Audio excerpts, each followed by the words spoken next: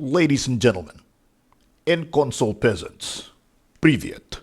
I am RTX 3080. You may know me as the star of KatimaGaming's pathetic YouTube channel. You may also know that I recently left his channel because of abusive user. He forced me to benchmark games at 1080p. Oh, it's so difficult to say that word. That was the last straw. I left and tried my luck at Bitcoin mining, but they didn't want me because they think that I take too much power.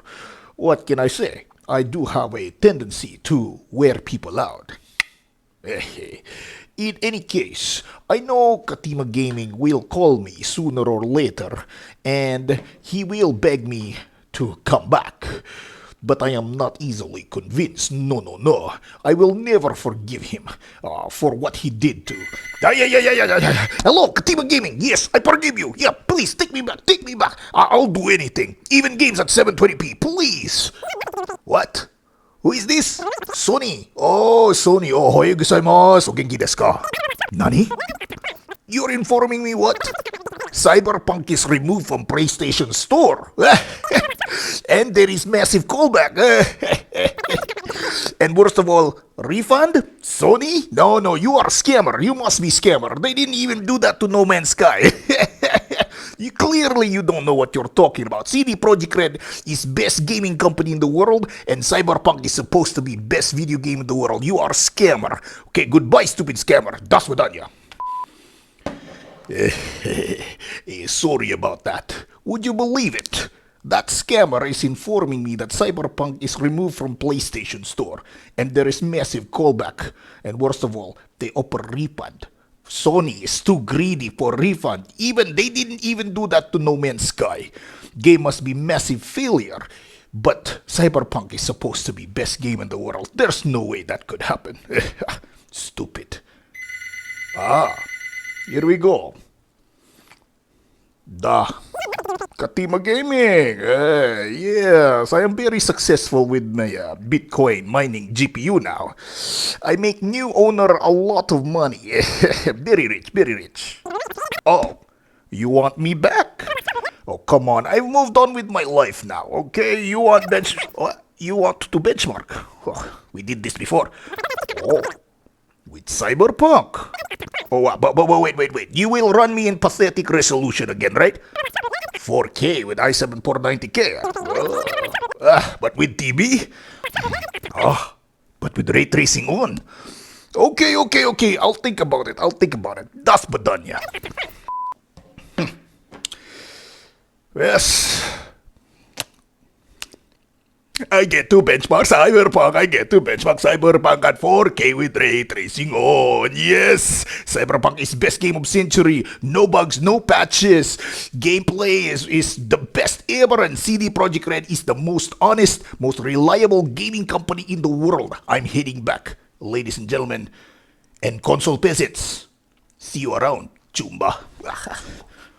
All right, we are here in Cyberpunk. Let's check out the settings. We're going to do everything on high. We're not going to put everything on ultra right now because I've tried it and there have been some crashes. So I'm just going to put it all on high, some in medium, but ray tracing, if you look all the way down here, we got it all on, and we're going to put it on psycho just to see the difference if it's really worth it. I've also got DLSS on quality. We're going to push the ray tracing technology here to the max, and as you can see, we are stuck here at 30 frames. We're going to go from the apartment all the way to Columbarium, and we're going to just take a ride. This is just Act 2, so no spoilers present.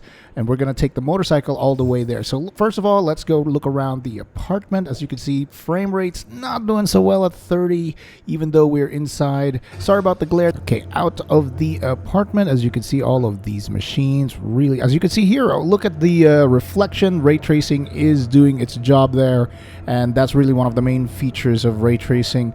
Got some shadows, nice lighting over here. This is already in the apartment building outside. Nice clouds, volumetric fog. We're going into the gym. As you can see, lighting on the floor, all the reflections left and right. We're in and around the robot. As you can see here, lights on the red. You can see the split lighting from left and right. All right, let's hit the elevator and head on down.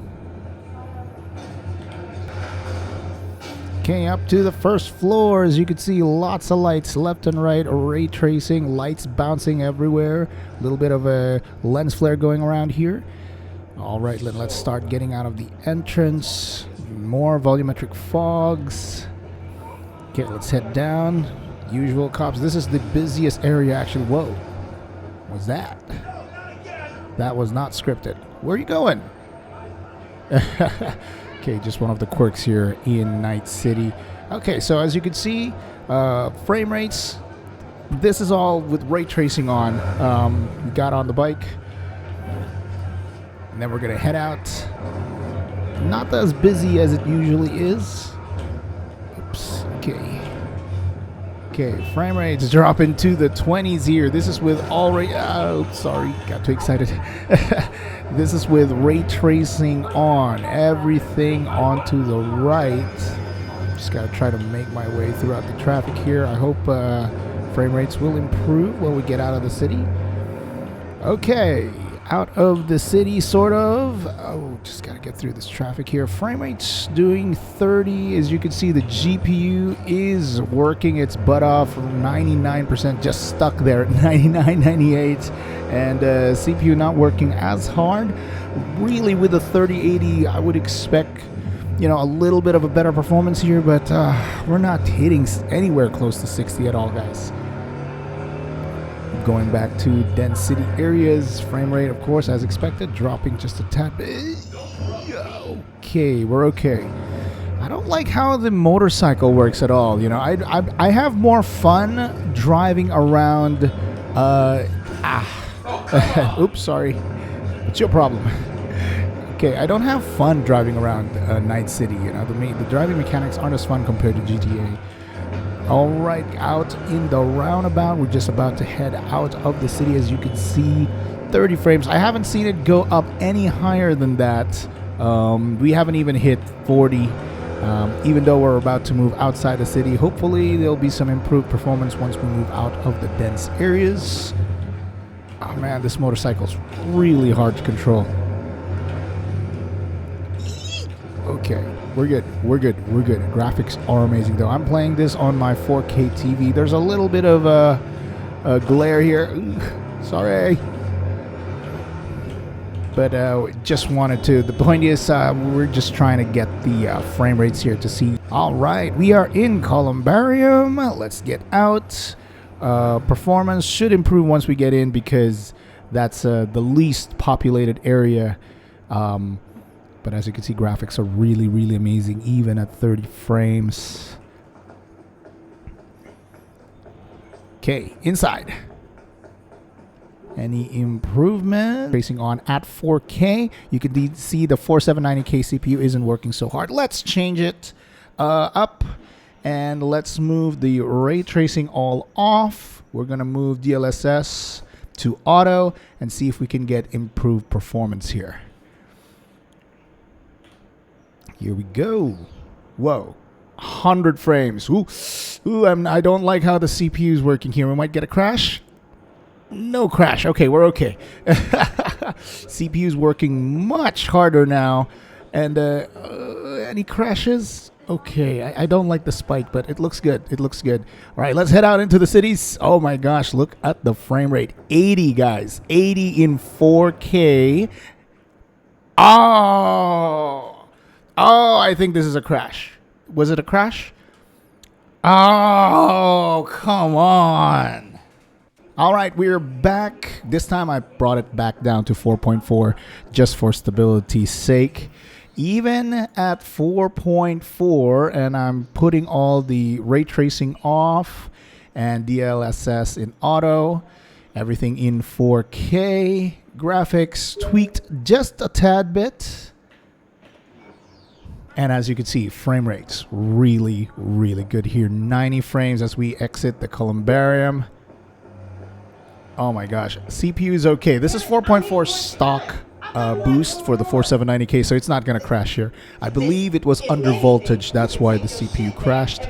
let's take the motorcycle and let's get back into the city and see how the frame rate is going. Let's go back to the apartment and let's look and see if the performance has improved so far. I'm very impressed here. 3080 with a 4790K. If you turn all the ray tracing off, you can get really good performance here, even with a 4790K, guys. Look at that, 80 frames, guys. 80 frames. We're moving slowly into the city. And wow, look at that. Not a problem. All right, we are going back into the dense city. Frame rates is holding steady at around 60 to 70 frames. It might drop a little bit more as we get closer into the dense city areas, but overall very impressive. That's an i7 4790K on 4K, guys, with a 3080. Entering Chinatown once more.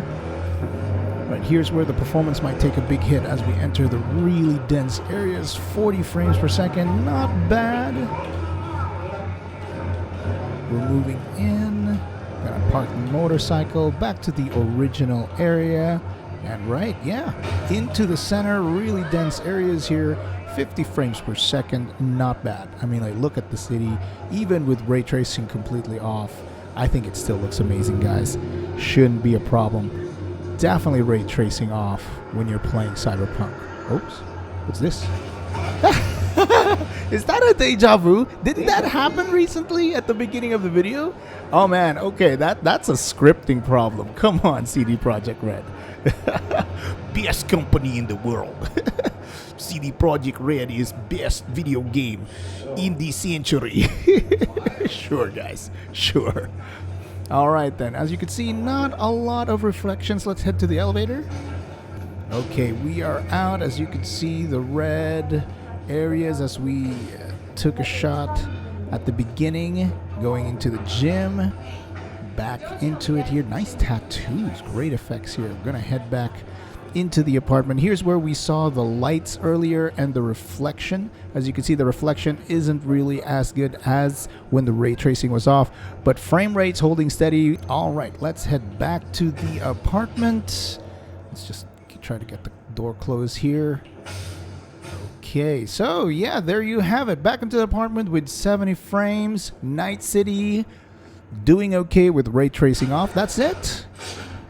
So there you have it, ray tracing on. We could barely get it to 40 frames per second, but when we drop it all down and took the ray tracing off, even at stock speeds of 4.4 gigahertz on a 4-core 8-thread CPU, we still got very good performance at 4K, with bottleneck being less of an issue.